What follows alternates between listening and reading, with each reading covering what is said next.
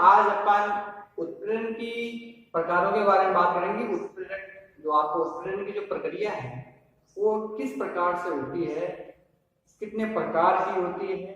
तो इसके लिए अपन जो है पिछले जो रिवाइज अपन ने पहले क्लास में पढ़ा था, देखा था कि किस प्रकार से कितने प्रकार के उत्प्रेरक होते हैं। उत्प्रेरकों के बारे में अपन ने पूरी डिटेल ले चुकी है। अब हम बात करेंगे उत्प्रेरण के प्रकार के बारे में कि उत्प्रेरण, सबका तो उत्प्रेरण क्या है कि ऐसे रासायनिक पदार्थ जो कि बहुत ही सूक्ष्म मात्रा में किसी रासायनिक अभिक्रिया के वेग में परिवर्तन कर देते हैं, उत्प्रेरक कहलाते हैं। तथा इनकी ये जो प्रक्रिया है यह आपकी उत्प्रेरण कहलाती है। उत्प्रेरक पदार्थ होता है और ये प्रक्रिया क्या कहलाएगी, आपकी उत्प्रेरण कहलाएगी। अब अपन देखते हैं सबसे पहला क्या है आपका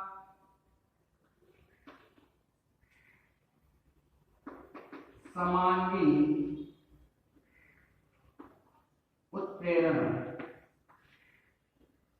क्या होता है समांगी उत्प्रेरण? समांगी का मतलब होता है समांगी, समान अंग।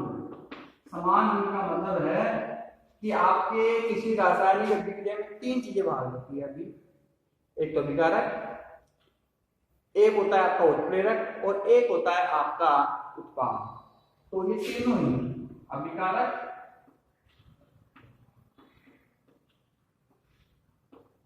उत्प्रेरक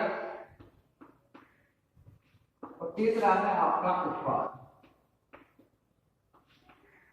अभिकारक, उत्पाद और आपका उत्प्रेरक, यदि तीनों की अवस्थाएं समान, तीनों ही समान अवस्था में हो,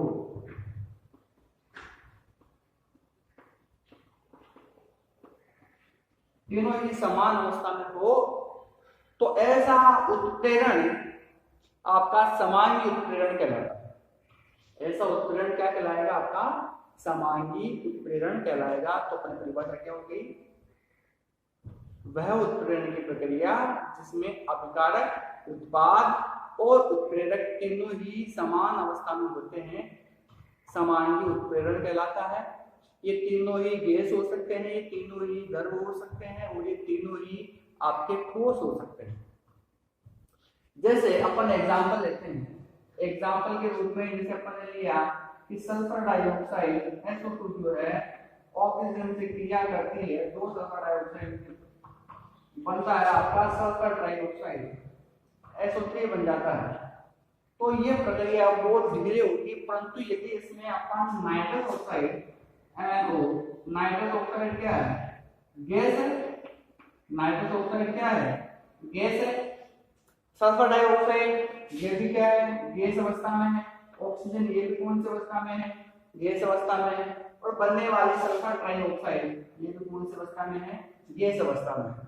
यानी आपके अभिकारक भी गैस है, उत्पाद भी गैस है और इस अभिक्रिया में भाग लेने वाला उत्प्रेरक नाइट्रस ऑक्साइड ये भी क्या है?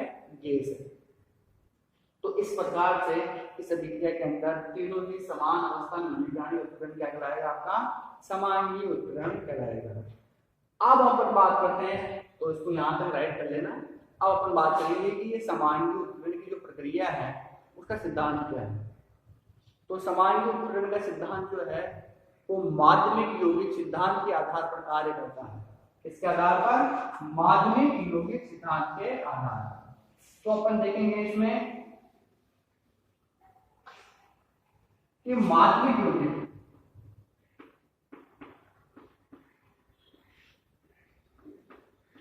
यौगिक सिद्धांत, तो माध्यमिक यौगिक सिद्धांत किस अकॉर्डिंग कार्य करेगा? माध्यमिक यौगिक सिद्धांत किसके लिए है? आपके समांगी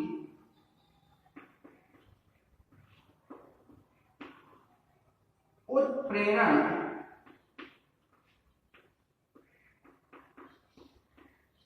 का जो सिद्धांत है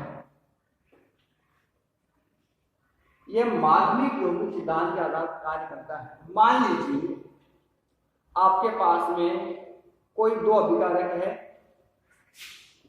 ये ए है, ये बी है, और ये जो उत्पाद बना रहे हैं ए बी बना रहे हैं आपस में मिलकर के, और इसमें मान लीजिए कोई उत्प्रेरक x काम में ले रहे हैं अपन, उत्प्रेरक कौन है यहाँ पर x है, तो ये अभिक्रिया किस तरीके से होगी, इसमें क्या होगा, सबसे पहले a जो है आपका x से बंध बनाएगा, उत्प्रेरक से बंध बनाएगा, और क्या बन गया यहाँ पर ax बन गया, ax यहाँ पर क्या हो गया, माध्यमिक यौगिक हो गया, माध्यमिक यौगिक, AX माध्यमिक यौगिक हो गया। अब ये AX क्या करेगा, ये कौन बच गया अपने पास में, B बच गया, तो AX जो माध्यमिक यौगिक है वो B से रिएक्ट करेगा, क्योंकि माध्यमिक यौगिक बहुत अल्प समय के लिए होता है, अल्प समय के लिए, अल्प समय का मतलब है अस्थायी,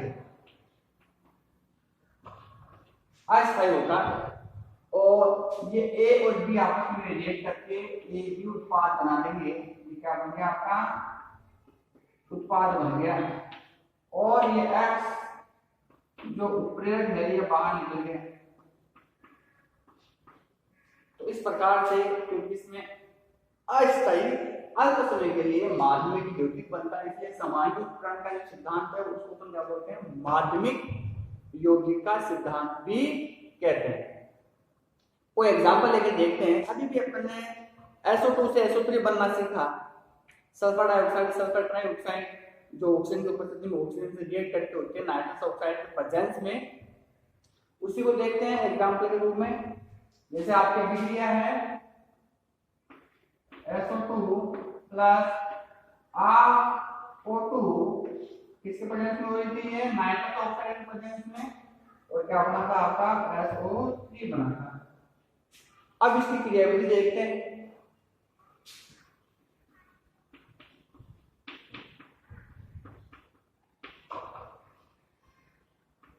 क्रियाविधि क्या होगी, क्रियाविधि देखते हैं अपन।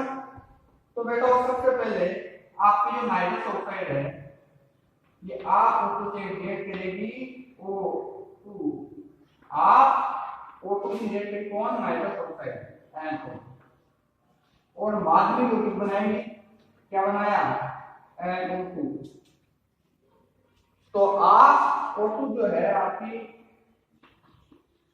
NO से रिएक्ट किया तो NO और एक ये हो गया आपका, मतलब क्या हो गया, दो है, इसका मतलब क्या है 1/2 करके एक हो गया, अकेला O नहीं ले सकता, ये अकेला O क्या होगा, परमाणु होगा, क्योंकि आणविक अभिक्रिया है तो अणु के रूप में एक O कैसे लिखते हैं अपन, 1/2 O2 लिखते हैं। तो NO और O क्या हो गया, NO2 हो गया, तो NO2 यहाँ बना, तो NO2 क्या है यहाँ पर माध्यमिक यौगिक है। अब ये माध्यमिक यौगिक क्या करता है, अस्थायी होता है, और अस्थायी का नाम डिकम्पोज हो जाएगा, इसमें आपका NO2 रिएक्ट करेगा किससे, सल्फर डाइऑक्साइड से, SO2 से, और क्या बना देगा आपका, ये एक O वापस बाहर निकल जाएगा, क्या हो गया SO2 तो है, एक O और हो गया, एक O होते ही इसमें 3 O हो जाएंगे अपने पास में, तो क्या हो गया ये SO3, और आपका जो उत्प्रेरक है इससे किसी बाहर निकल जाएगा NO, तो ये तो हो गया आपका उत्पाद, और ये क्या हो गया आपका उत्प्रेरक। तो इस प्रकार से आपकी ये पूरी अभिक्रिया कंप्लीट होती है, और अपना टॉपिक पूरा होता है माध्यमिक यौगिक सिद्धांत। तो अपन ने पढ़ा सामान्य उत्प्रेरण तथा माध्यमिक यौगिक सिद्धांत।